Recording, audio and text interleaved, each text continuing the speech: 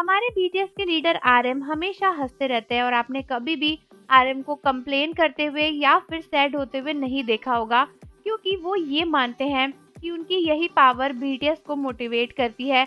अगर वो स्माइल करेंगे तो बीटीएस के सभी मेंबर्स को मोटिवेशन मिलेगा और इसी तरीके से यही रीज़न है कि आरएम ने आज बीटीएस को इतना पावरफुल बना लिया है और इतनी बड़ी टीम खड़ी कर ली, क्योंकि एक इतने सारे लोगों के साथ काम करना मिलकर और उन्हें इतना फेमस करना कोई छोटी बात नहीं है।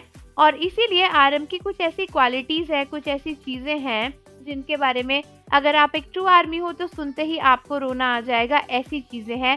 दोस्तों, एक बार आरएम ने खुद ही बताया था कि उनके पैर में काफ़ी ज़्यादा गहरा स्प्रेन आ गया था और वो आराम से बहाना करके अपने कॉन्सर्ट को ना करने का डिसीजन ले सकते थे, लेकिन अपने फैंस का दिल ना दुखाने के बारे में सोचते हुए आरएम ने अपने कॉन्सर्ट को परफॉर्म करने का फैसला लिया।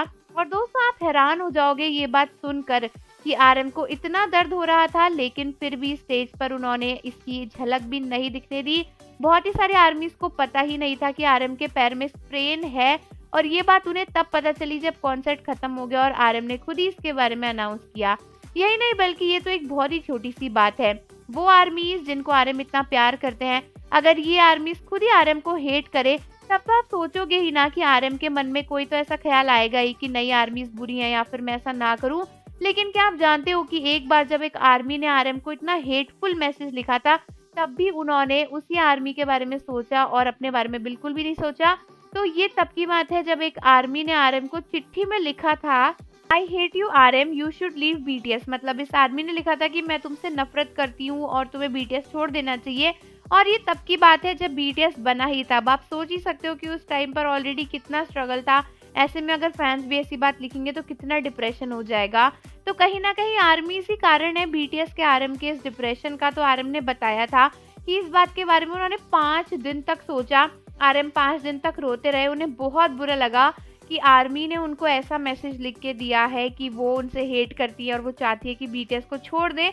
लेकिन फिर भी आरएम ने हार नहीं मानी और यही उनके सबसे अच्छी क्वालिटी है कि वो हार नहीं मानते हैं। वो हमेशा सोचते हैं कि जो भी अच्छा हो सकता है वो उसे करे।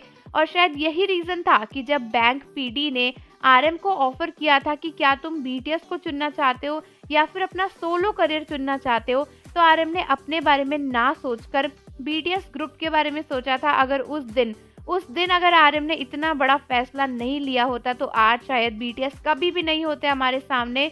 तो हम इस बात को तो गर्व से कह सकते हैं कि सिर्फ और सिर्फ आरएम की वजह से ही आज बीटीएस की टीम हमारे साथ में है। इसीलिए आरएम ये हेट डिजर्व नहीं करते जो उनको मिलती है। आर्मीज को समझना चाहिए कि बीटीएस के मेंबर्स भी इंसान हैं।